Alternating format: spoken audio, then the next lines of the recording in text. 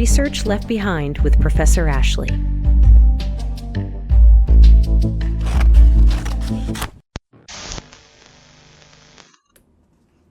Hello, everyone, and welcome to the Research Left Behind. This is the only Twitch stream, YouTube show, and podcast, depending on your mode of access, which sweeps the cutting room floor to bring you the research that got left behind. My name is Professor Ashley, and yes, I am a real professor who teaches people how to make video games.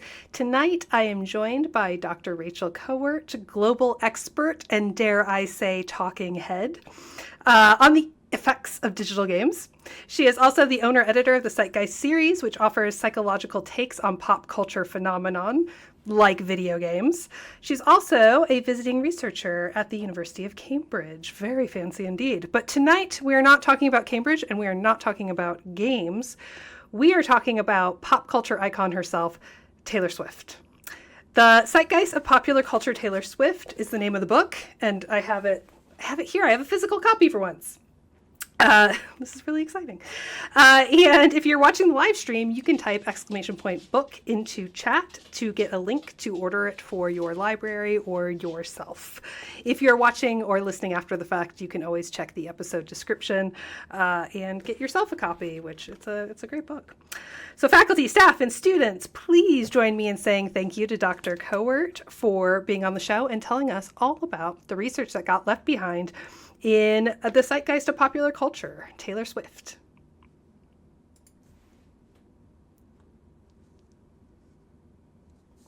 Hi, Rachel. Oh, hi. Yeah, okay. You can talk now. I was just really engrossed by your introduction. Yeah, clap. Thank Everyone you. Clap. Thank you. I'm very excited to be here. We can talk about games at some point, but I know we're here to talk about Taylor, so I'm here for it. Does Taylor Swift play games? No, I mean, I wouldn't guess so. She's a pretty busy lady. I don't know if she got time for that, but maybe. That's amazing. Chat, remember that if you have questions about Taylor Swift and her video game habits, you are more than welcome to put them down in the chat, and our lovely moderator, Chris, will happily collate all the questions, and we'll get to them at the end of the stream. But before we get started talking about the book, talking about Taylor Swift, not talking about video games, we have to do our conflict of interest disclosures. So this is a segment of the show that the youths call a lore drop, which is the youths, yes. Because it's a joke, right? There is no conflict of interest because the show doesn't make any money. And the only person here that is kind of like HR is Chris, and Chris isn't a narc. So, do you remember how we met, Rachel? I do remember how we met. We were both little PhD students, and we both happened to be studying in England, but we met in Germany at a conference and hit it off, and the rest is history. I was thinking about it more than 10 years ago. It was. Yeah, it was like 2012. Oof, God, that was a long time ago. I remember learning how to ask for Marble Rot because that was Marble Rot. It's like the only German I know to this day. We both smoked cigarettes at the time. That is a fun fact. We also, is that where we met Richard Bartle? The other icon himself. We don't talk about Richard Bartle on the stream. I'm teasing. I think it is. That's a lore drop. Okay, we took shots with him in that tall tower. I remember. I forgot about the tower. Come on, I didn't want to go up the elevator. It was really scary. There's like this tall building in Stuttgart. We went up there, and yeah, we took shots with Richard Bartle. If you don't know who he is, he created MUDs, didn't he? I think so. He's been around for a long time, and you know what? We should get him on the program. We can do shots. We're at the bar. We can do shots. Yeah, that's what triggered that memory, I think. Speaking of shots, what are you drinking? What am I drinking? Caffeine. I'm old now. I'm drinking Dr. Pepper. That's I do appreciate. Well, first of all, this bar exclusively serves Dr. Pepper with different flavorings in it. That's just, I mean, these bottles are all actually Dr. Pepper. Please Went to the right sponsor. place. Please sponsor Yeah, the show, Dr. yeah. Pepper. Second of all, I do appreciate your commitment to the late night show, talk show aesthetic, and you're drinking it out of a coffee mug. Yes. I tried to find a Taylor Swift themed one. I don't have one. So we're going with TVA. More pop culture, you know? I appreciate the pop culture references. So, this is your book. So we're going to get into the research left behind on Taylor Swift. So, belated congratulations. Obviously, this book just came out last year from Play Story Press, and you must be incredibly proud because, as our chatters and listeners and viewers know, getting a book published is a huge deal. And this is an anthology all about Taylor Swift, with a bunch of psychologists writing really cool, smart stuff. And an anthology is unique in its challenges to produce. So well done. Thank you. Thank you. My Stream Deck. Hold on. Let me see. Okay.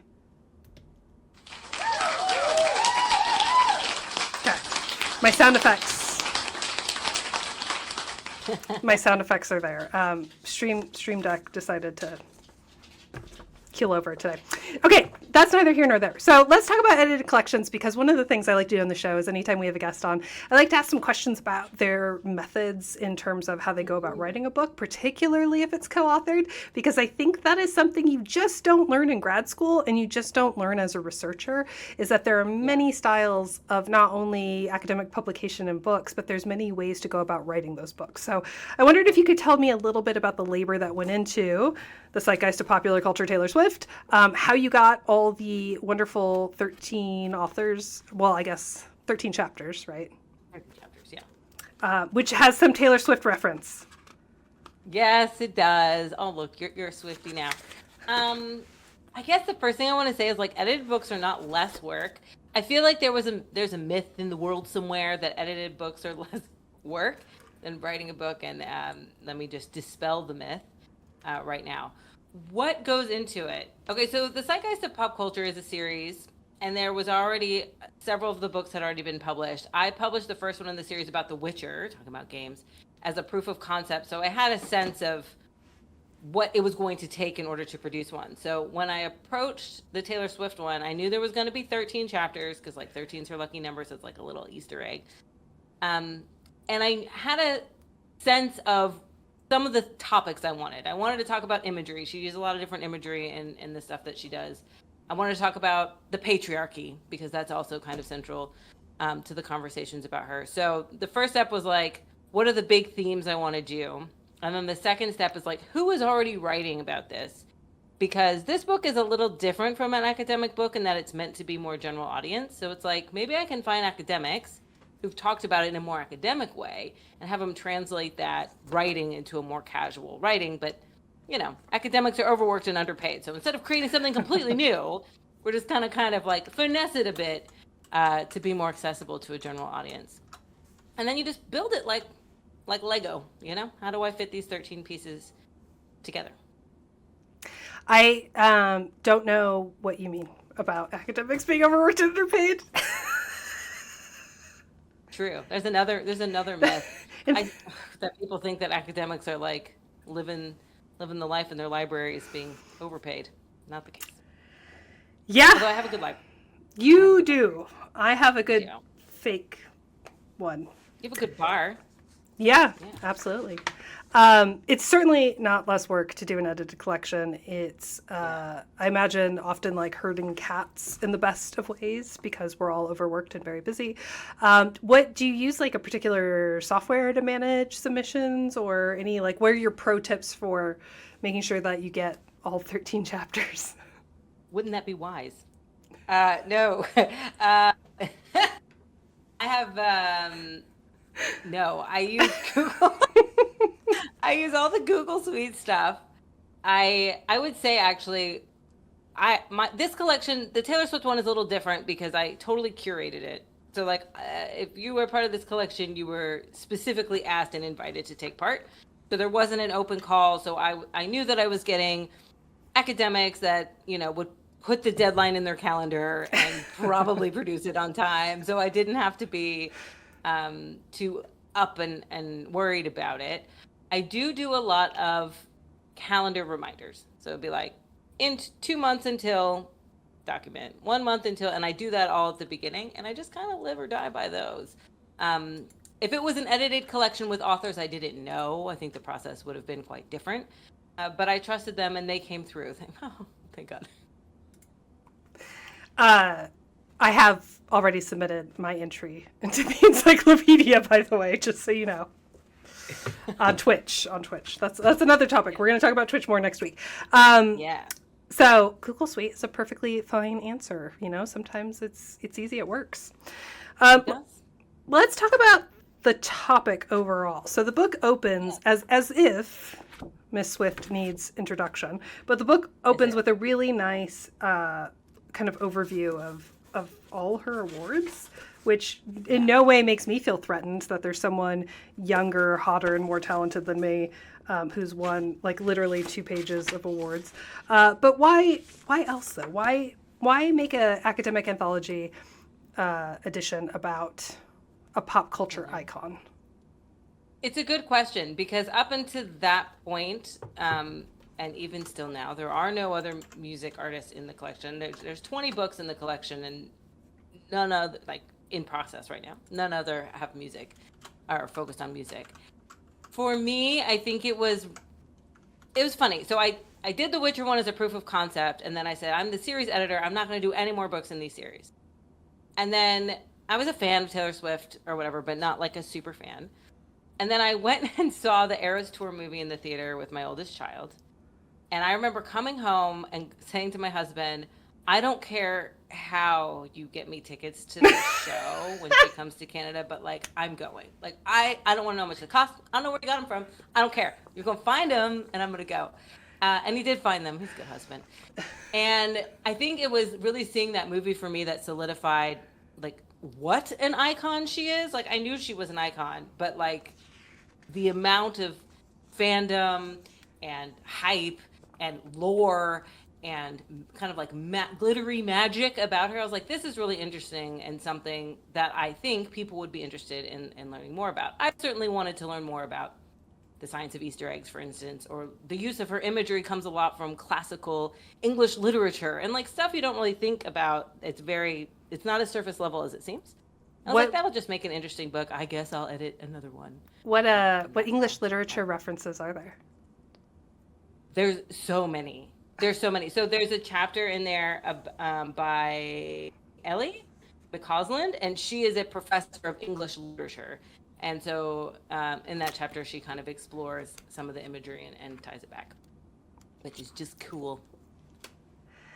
What do you think? Okay, this is an off-script question, so perhaps it's not a fair one. But this is my colleague Jose, guest number 1 on this show. I know him. We know him. We love him. He says to me, with all the love in his heart, Ashley, you don't have to make every hobby research.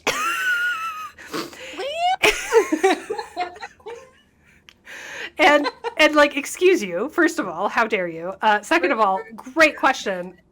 I'm going to throw that question.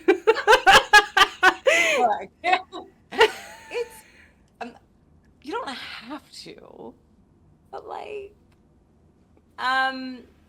you're right. You don't have to, but I'm sitting here now thinking in my head, there's also this immersive theater show called Sleep No More, and I am editing another volume in my collection about No More because I love it so much. So maybe all things you love do have to be researched. Maybe Jose is wrong. Maybe he's right. Well, really, we're going to have to have both of you on the program to duke it out. But the spirit of the question, I think, is, are we at risk of over-intellectualizing things that are just good fun? But why are things fun? And why do things call to us? Like, you know what I find really interesting about Taylor Swift after seeing, I think what it was is after seeing that movie, she has the same essence that kind of like the Beatles have, where it's like there's 7-year-old kids and there's 40-something-year-old women all relating to the things that she's saying. Like, what is the magic sauce in that really calls to people of all ages, all backgrounds, all over the world? Like, her tour at the time was in like the peak of the tour. It's like there is something here, I think, worth analyzing. And no academic has ever been told they're overanalyzing anything, especially a psychologist. How dare you? No, I agree. I think that anytime there, obviously, I'm asking this question in somewhat bad faith because I too am guilty of these things. But I think anytime there's kind of momentum, a zeitgeist, if you will, around a particular creator, that merits inquiry, shall we say? I agree, but I say like not everything, right? So. Talk about research left behind in the series. There's been 2 books that were started and did not complete for lack of interest in people like submitting things. So I mean, it's not everything can hits the peak of the zeitgeist, but Taylor Swift. Are you at liberty to say what those topics were? Yeah, one was Ted Lasso, which I was surprised because Ted Lasso's quite cool, but there was not enough submissions for that, and Discworld, which is a little more niche. Terry Pratchett, right? Okay. I'm shocked by Discworld. There are a lot of hardcore fans. There are. So maybe it was just like wrong place, wrong time. Like we could maybe return to it at some point, but the books have to have at least 8 chapters, and they're at least 8.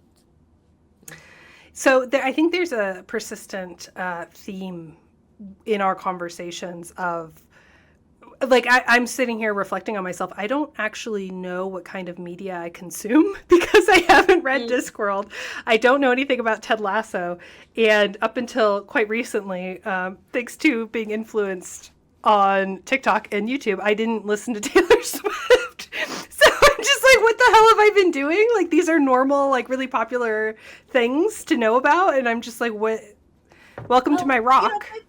No, like, I will say... the first book in the series that I published that I didn't know anything about was Destiny. And like, I know something about it, but I don't play it. I don't really know anything about it. I also recently did Dragon Age. Don't really know anything about that. So it's okay. You can't know everything. Thank you. Thank you for giving me permission to be the wrong kind of nerd. No, you know Taylor Swift now. You're fine. You're in the group. Good. Okay, so from the chapters in the book. Yes. And this is maybe... Oh, we're in the library now. Okay. We are. Welcome to my library. It's a very good... Yes, it looks like mine. Yes, but yours is 3D and mine is 2D. Yours has better windows. I would murder people to be in this library. Probably not to own this library. We'll say that. Not just to be there. Let's... we're going to commit manslaughter. Let's be clear.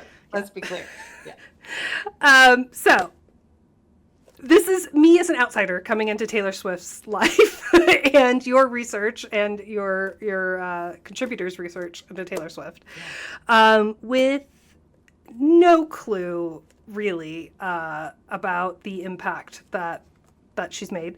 But it seems from the chapters that I read, which were amazing, that she's a very impactful person. Like you said, she has the kind of appeal that the Beatles have that is almost universal. So I wonder why, and this is also an open door for you to include a personal anecdote if you would like. Why is Taylor Swift's music so impactful to people? Why does it resonate? So many reasons. I think the main one that I gleaned from the book, like I said, like I was a fan, but I wasn't like a super fan. What I've gleaned from like the super fans is like they grew up with her and went through heartbreak at the same stages and really have these really visceral nostalgic memories of like feeling the same thing at a certain age in that album that she published, that she was feeling the same thing. And I think, nostalgia, we know from video game research, really ties you to a moment or a place or a person or, a game in your childhood. And I think that is a huge part of it. I think the other thing is she's just really good at writing lyrics, and her lyrics are very poetic and they're very beautiful. That's why I like her. I think her lyrics are really great. And then in the book, there's a chapter by Celeste and Dash, and that was a later addition to the book, which explores the actual music and like the hooks and like the notes that she chooses to use and why those are catchy and enjoyable to listen to. And I guess, that's another layer of it as well, just like the actual composition of the music. Yeah, I mean, they're bops, right? Like, no argument. They are, man. Shake it off. Come on. But I wondered if you could say more about that chapter in particular, Celeste and Dash's chapter, who I believe I met both of them at GDC this year, which was really, really cool. I believe that is true, yeah. So why do songs have such an impact on us? Or why when, if we're going through a breakup, or even, I mean, there's really... the Kings of Leon song, the Sex is on Fire, that was super popular in like 2008. I had a flatmate in grad school who loved that song and would listen to it a lot. And now I can't not hear that song and think of Pivy. And yeah. So why is that? Why is music so tied to memory? I mean, great question. I'm not a neuroscientist. I feel like it is encoded in a different way, just like smells are. Yeah. Sorry if you can hear my dogs and my child, by the way. I can. I was like, okay, Ashley, I'm getting the point. Oh, my goodness. You keep talking, and I'm going to go let the dogs run toward the baby who is crying for... I mean, chat, my husband is there. I'm so sorry. Okay. I'm usually more professional than... I'm not. I'm sorry. I'm sorry for who I am as a person. Yeah, I just think that it is, like, encoded... differently, and especially with music. She left a name tag. This has happened before, Ashley. She leaves her name tag when she leaves. That's hilarious. I'm aware that you're not there. It's fine. I'm back.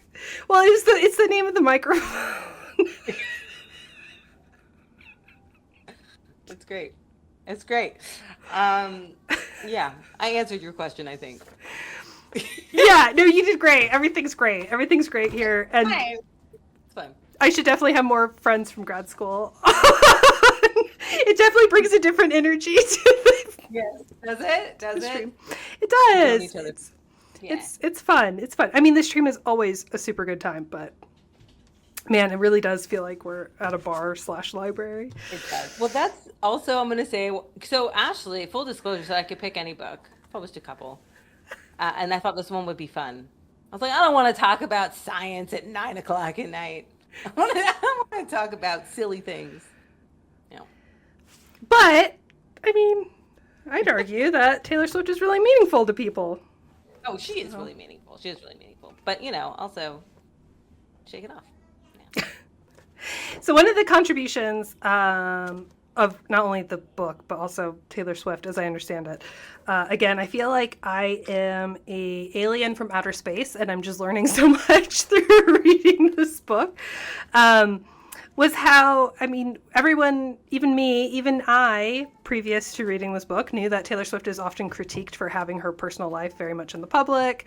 The running joke is, if you want to be famous, date Taylor Swift, and she'll write a breakup song about you, and then, that'll launch your career. But there is a chapter by Hannah Glowacki who talks about Taylor Swift as this in-progress person. And I wondered why that is of significance to popular psychology. I think it goes back to what you said about the question of, like, why is she so meaningful to people? Because she has evolved and grown as a person. Like, when she first started out, she was a young teenager. Now she's, like, mid-30s woman. There's a lot of growth that happens there. But we've also seen the growth and change in her music, in the way that she interacts with the public. You and I were just talking before the show about, there's a documentary on HBO, I don't know if it's still there, called Miss Americana, where she talks about how she wants to make a public political stance about things that are important to her. And just being able to see her evolution over time, I mean, one, makes her more of like a real person instead of kind of this like alien pop star you put on a pedestal. But two, I think makes it more relatable to all of the girls who were also aging up with her and the same kind of generation of young woman to grown woman. I think there's also maybe a cultural shift in how we treat pop stars and thinking about how I mean, you mentioned the Beatles before, and I think the Beatles are an Yeah. example of how, they were held on such a pedestal, and they had really strict rules and regulations about who they could be seen with, who they, could date, and they wanted to appear single for as long as possible, and they had to hide their personal lives, and now this seems like a completely different pop star. And I'm wondering if this is because I just finished watching K-pop Demon Hunters. Have you seen it? I'm not. I have not. See, you're consuming media. I am consuming media, but it's really nerdy media. No, K-pop Demon Hunters is a Netflix animated movie, I guess, and it's totally appropriate to watch with kids. Vesper didn't necessarily understand what was going on. It was probably very overstimulating for her, but nevertheless, it presents a K-pop group with this plot that they're actually demon slayers, but it's really kind of this extended allegory for mental health and letting pop stars be a little messy sometimes. And maybe we're at that stage in society where we can accept that celebrities are deeply flawed people. I would hope. They're just people. They're flawed like everybody else, I don't know if we're at that stage. I would love to think that we are. I think she's still criticized. Yep. I remember when she was on tour, peak physical fitness, muscles like you've never seen. They're she's pregnant. She's got a belly. If you look at her in this place, oh my God, y'all got problems, okay? The world is collapsing, and I'm not too concerned about whether she's pregnant or too old to get pregnant or should be pregnant or any of those things you're talking about. Yeah. At least John Lynn didn't have to deal with that, right? On that note, let's talk about Swift and feminism. So, as you mentioned, when you set out to make this edited collection, you wanted to have this anti-patriarchy thread running through, which I think is consistent, at least in Taylor Swift's branding and how she presents herself as a feminist icon. So tell me about that. Tell me about Swift as a feminist icon. Yeah.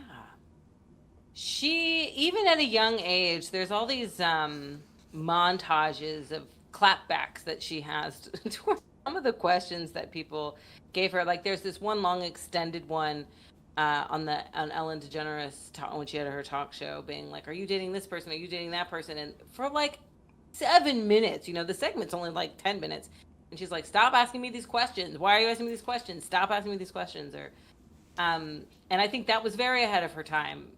She could have just smiled and nodded and answered the question, I suppose. But when I was putting the book together and I was thinking about what I definitely wanted to include, which was maybe 3 or 4 things off the bat, that was the first one. And that was the topic that multiple people wanted. I had to say no. I had mentioned casually I was going to do this book. I was working with Elizabeth at the time. Elizabeth wrote the chapter, Dr. Kilmer. And she was I want that one. And I was you do? Okay, you can have it. And then multiple people afterwards were oh, but I want to do the one about the patriarchy. And I'm you can't, though. I gave it to Elizabeth. And she did a beautiful job with it. So it seems to be very important to a lot of people in the Taylor Swift lore, that particular aspect of her.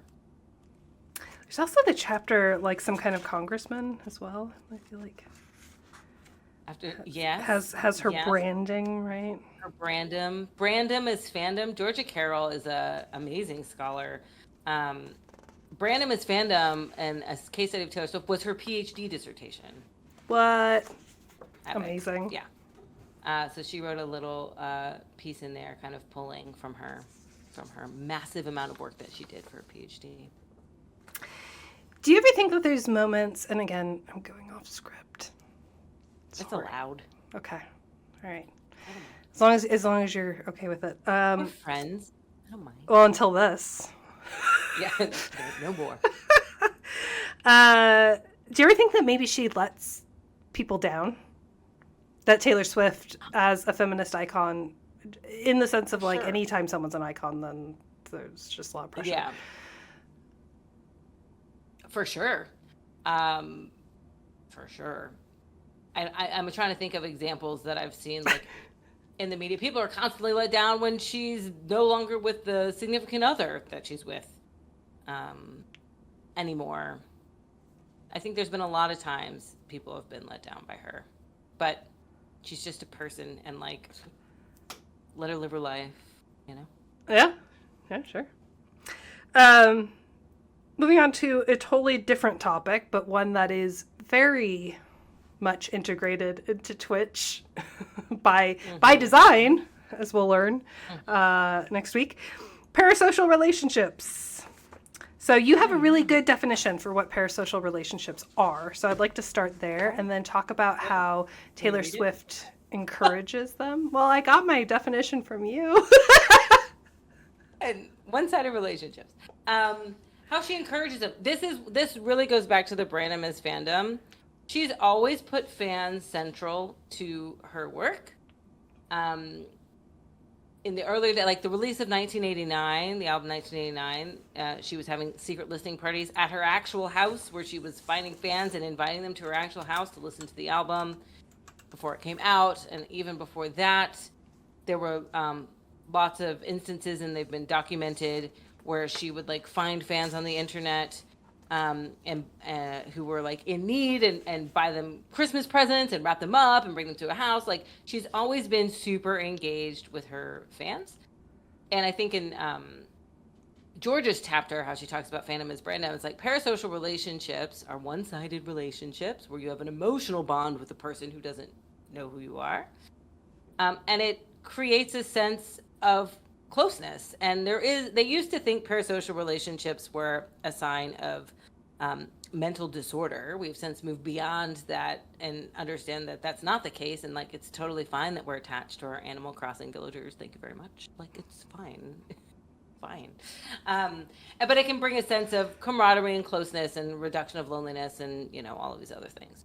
But I do think that, I don't know if it was like strategic or if it was genuine or if it was genuine turned strategic or like what that motivation is, but there is certainly a very strong sense that people know who she is and have that one-sided relationship with her. And I think it's really tied the fandom again, like over time to her as she's changed and iterated. Because like, even you think about her music, just like the Beatles, has changed so much in the way it sounds. Country to pop to Reputation, which sounds different than any other album, to like the songs we have now, and the people have stuck through it because they're tied to her, not necessarily the sound she's producing.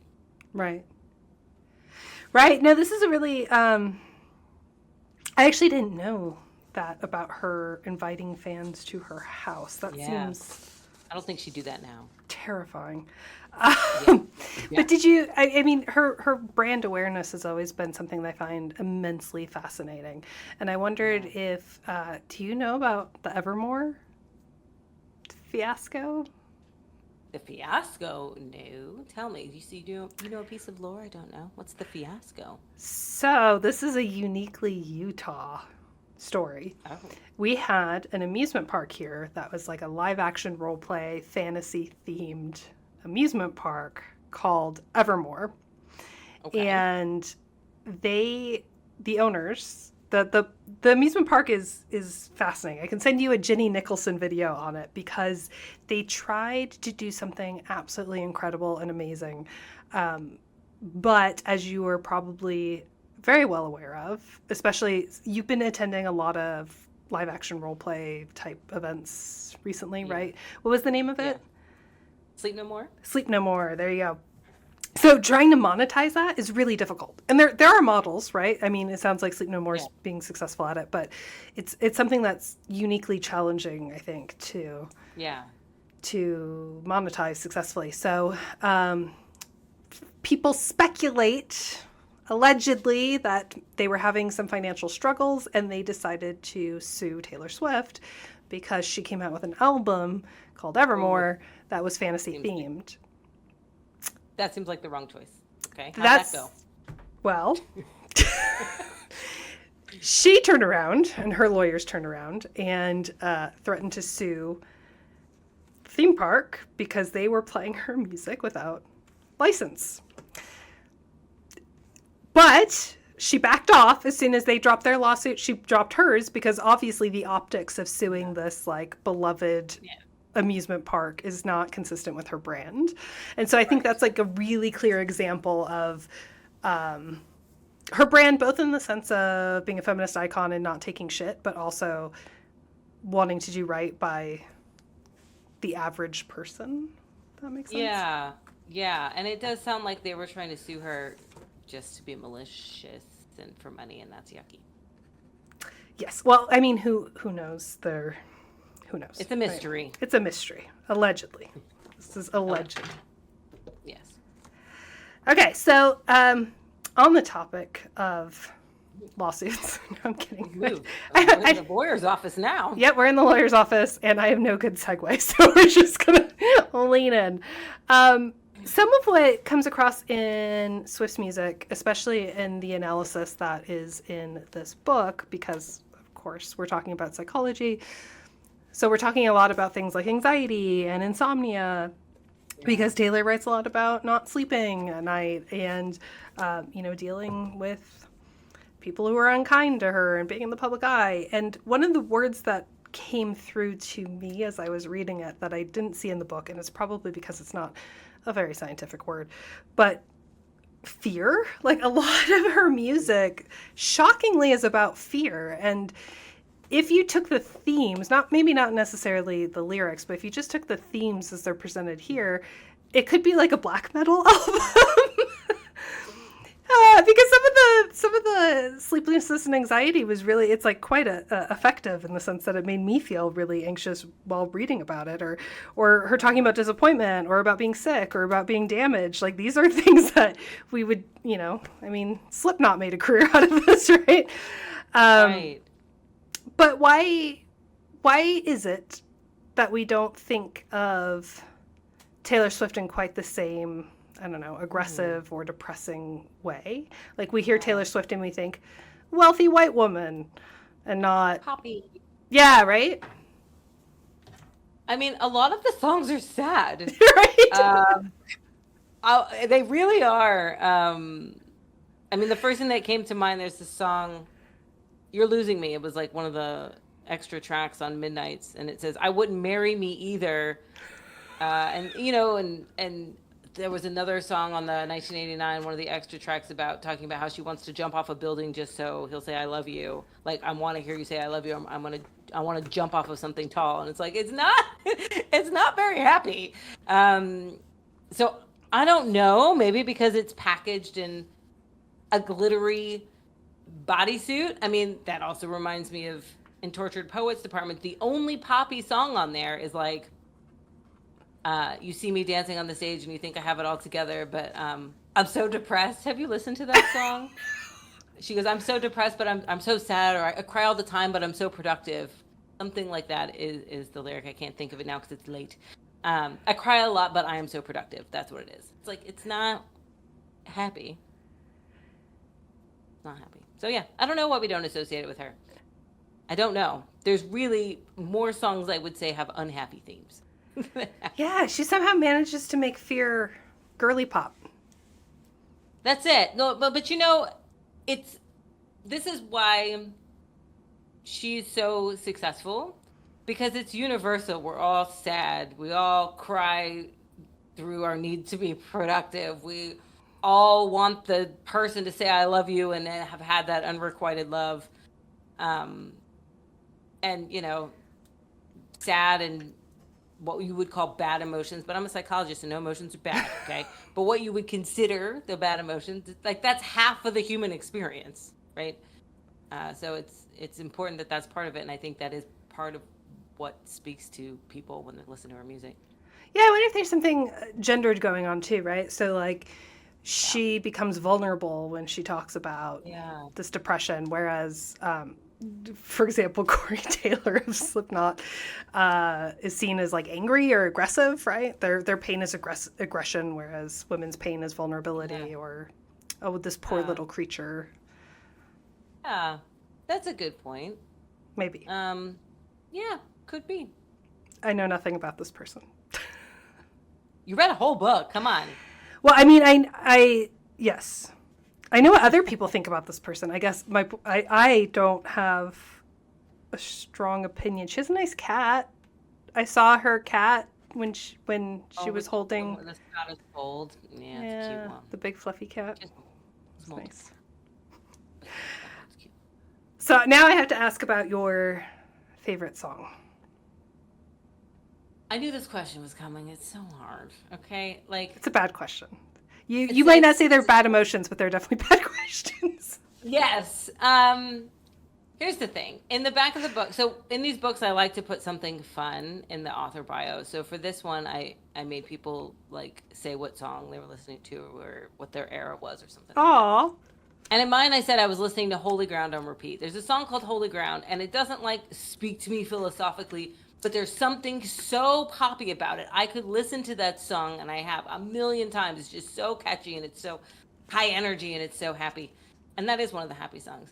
But if I had to pick my favorite, like lyrically, it would be there's this song called Champagne Problems, which is where a man proposes and she says no. And she's like, I don't know why. I have no reason. I just know the answer is no. And I know you brought champagne and we're not going to open it and that sucks and bye. I like that one probably the best. Do you have a favorite Taylor Swift song? I do. Tell me. But mine is based purely off of melody because I'm very much someone who listens Right. to music for melody purposes. So mine is Yeah. Karma. I did warn you that I only know the singles. So No, but Karma is a beat. You know, when Midnights is the first Taylor Swift album that I listened to cover and liked all the songs. So I'm a late Swiftie. And I remember Karma because I loved that song. It was like such a little earworm. And I remember playing it for my husband and being like, I don't know why I like it. This is not the kind of song I like, but God, this song is just so good. And I could not stop listening to it. So I feel you on the Karma. that song is audibly what driving with the windows down on like a perfect 75-degree day feels like. Yeah. Just like whenever I listen to it. Totally. You are not kidding. So normally this is where I failed.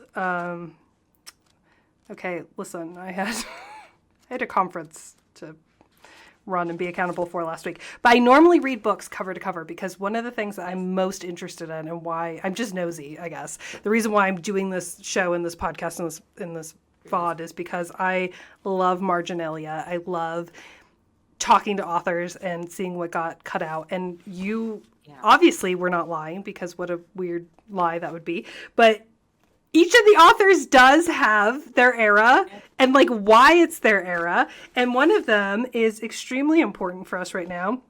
Dr. Ellie McCausland says Ellie is currently in her reputation era after spending a whole semester repeatedly dealing with the fragile egos of middle-aged men and keyboard warriors who don't believe Taylor Swift is an appropriate subject for academic study, which is literally what we just did.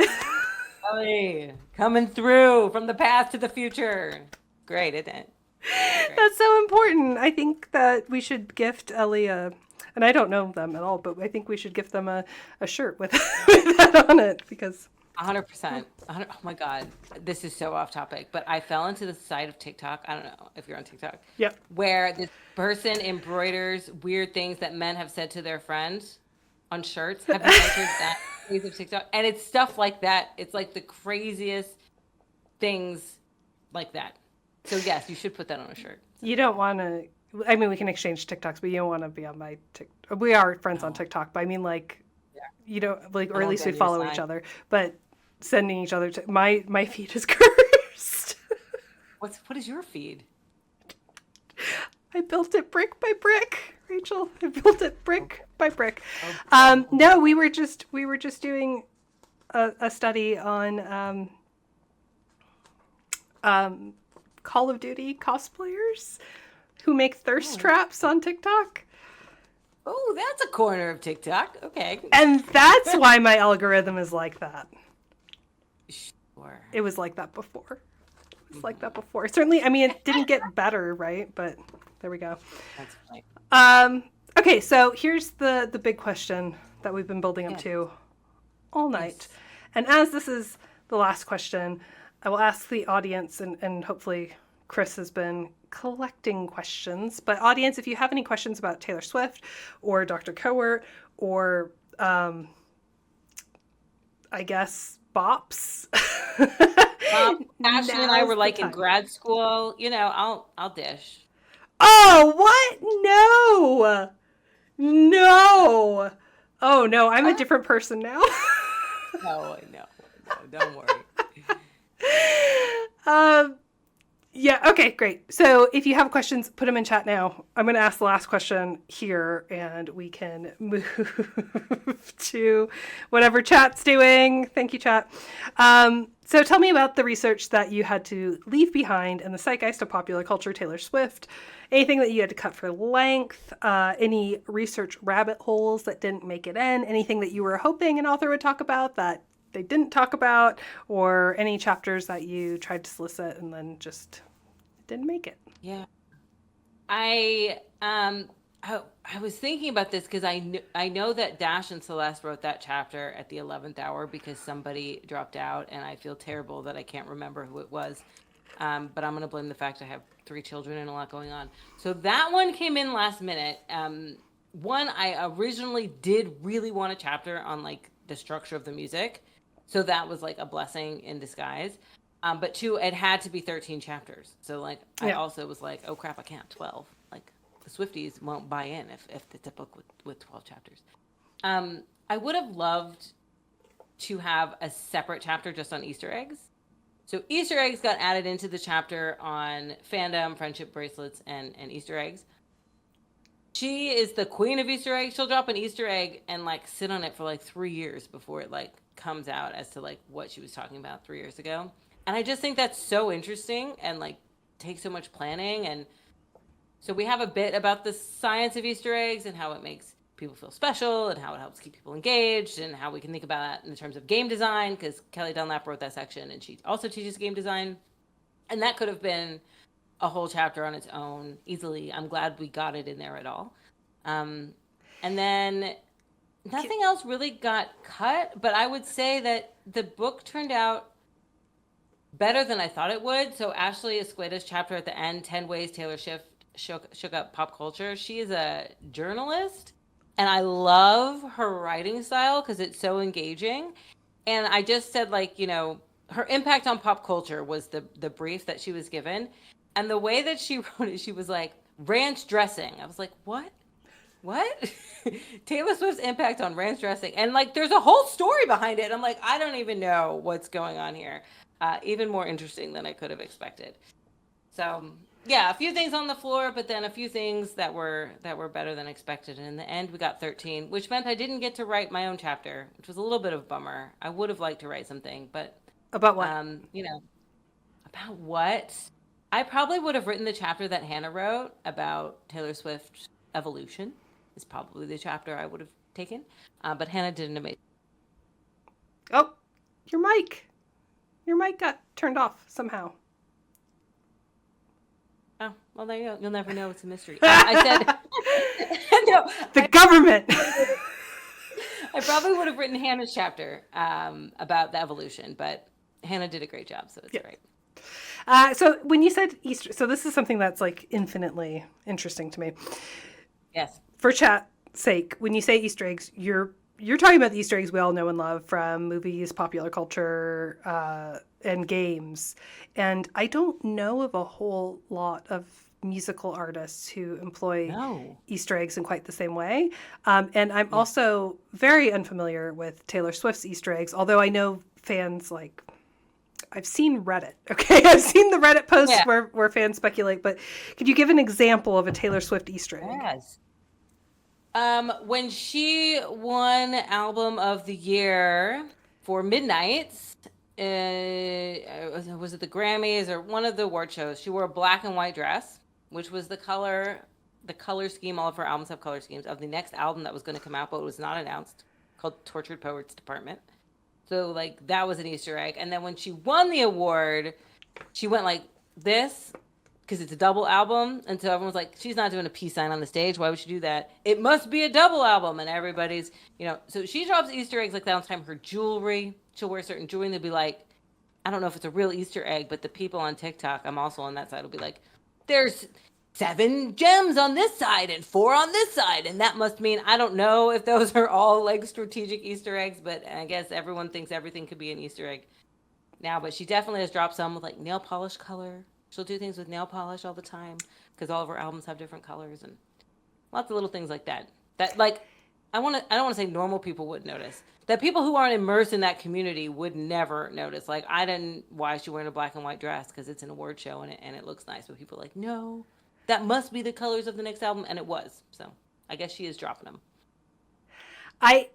Okay. Chat has questions, but I'll make one more comment / question before. They're saying it's about Gaylor. Yeah, that would have been a good chapter. That would have been a good chapter. Yes, I saw Alexander Avila's YouTube video on why it's wrong to presume that Taylor Swift is a lesbian. Yeah. But there's a lot of speculation around it and about certain songs and and certain outfit choices and certain people. Like, there's a whole, we're not going to fall in that rabbit hole. That's a rabbit hole you could easily fall in. That could have been an interesting chapter, but also, one, nobody pitched it, and two, probably not super appropriate to speculate about her sexuality, because who cares? But yes, that there you could easily write. So I just had a light bulb go off that I connected something that's really prevalent in a community that I'm studying, which is on romantasy and romantasy media. Oh, and fans, again, thanks Reddit, but fans on the Sarah J. Maas subreddit, the A Court of Thorns and Roses subreddit, constantly scrutinize her appearance, not in a cruel or in the way that we're accustomed to audiences scrutinizing the appearance of women, but for these like Taylor Swift Easter eggs to try and figure out when the next book will be announced and who like the main characters of the next book will be. So I mean, I would imagine there's a ton of overlap between Swifties and people who read romantasy books, because both groups are predominantly women between the ages of like 25 and 45. But so I mean, I'm not saying that's a causal relationship of like all these Swifties are coming into other communities or anything like that. No, but that's interesting, right? Yeah.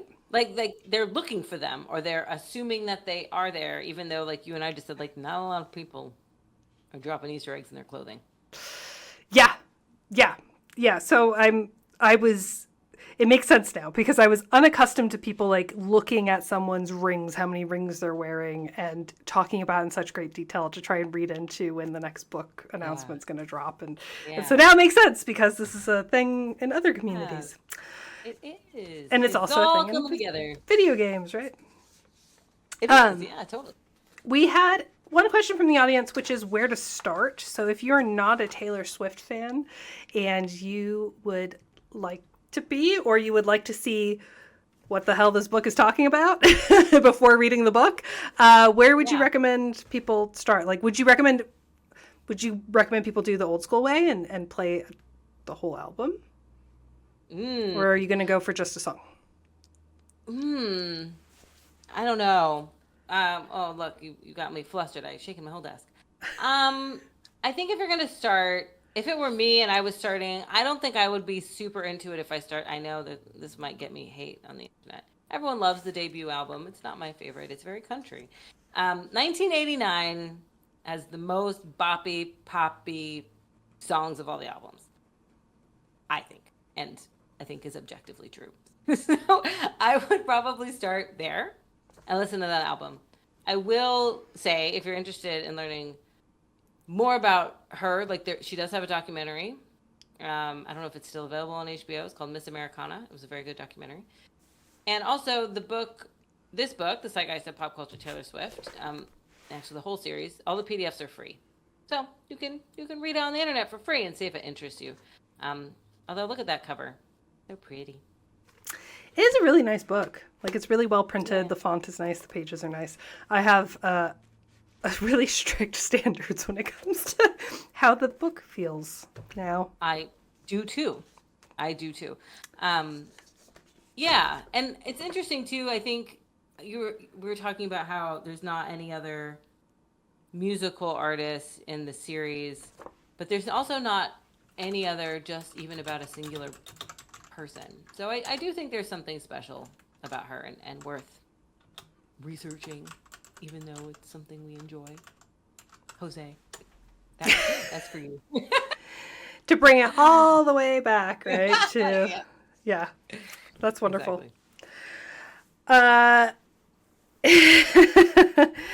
So that's it, I think, for we're at time. So we're at the 1 hour mark, and it's really sad to say goodbye because we just got rated on Twitch, which isn't going to make a lot of sense if you're listening to this podcast or the VOD after the fact. But thank you so much for the raid, and please do go watch the VOD. We are talking about the Zeitgeist of Popular Culture, Taylor Swift. This is an edited collection, which we just heard you can read for free. If you type !book into chat, you can get a link where you can go and download the PDFs. But this is a collection of chapters about Taylor Swift written by psychologists and researchers on why it's important to study her. So please join me in saying thank you to Dr. Kowert for her time, her patience, and her book. And also, Dr. Kowert, do you have anything that you would like to share or plug? Any links or any new publications? Yes, I don't live stream because my anxiety, that's not for me. But I do have a YouTube channel called Zeitgeist where I talk about the science of games. I don't really talk about the science of Taylor Swift over there, but if you ask nice, I will. So you can find me there if you want to learn more about video games and psychology and that kind of stuff. I am getting a link right Here's now. the link. Thanks, Chris. Ah, Chris, You're too fast. You're too speedy. The best. You can find me there. Is there any other social media are you on Blue Sky? I'm on Blue Sky. Nice. Yeah, I'm on Blue Sky. I don't remember my name, but I think if you type Rachel Kowert, you'll find me. I think it's Dr. Kowert, I think it's all on your website, which is in chat. So that's awesome. Thank you so much again for being on the podcast. And now I'm going to do my closing speech. All right. Bye. So thank you so much again to Shawn, Pierre, and Adrianna Poindexter for the creation and use of the theme song, to Nifty Chris, the Twitch mod, who's quick on the draw, for all the classroom management, and to you, the viewers and listeners. Without you, this production would not be possible. Listeners, viewers, chatters, if you like this stream, this VOD, this podcast, make sure that you are following with notifications on so that you will know when we are next live and when the next recording goes up, because I do put these up on YouTube for your enjoyment. And if you are listening after the fact, you can go on over to twitch.tv/professor_Ashley to follow and catch the next live stream where you can have the opportunity to ask our guest questions about their work. You can also follow me on almost all social media platforms as professor_Ashley. The Research Left Behind will be live again next week with special guest Dr. Mia Consalvo talking about her recent MIT Press open access book, Streaming by the Rest of Us. So another academic text that you can get for totally free online. And we're going to talk about streaming, and it's going to be very meta because we're going to talk about streaming on a stream. So good night, everyone, and we will see you on July 17th.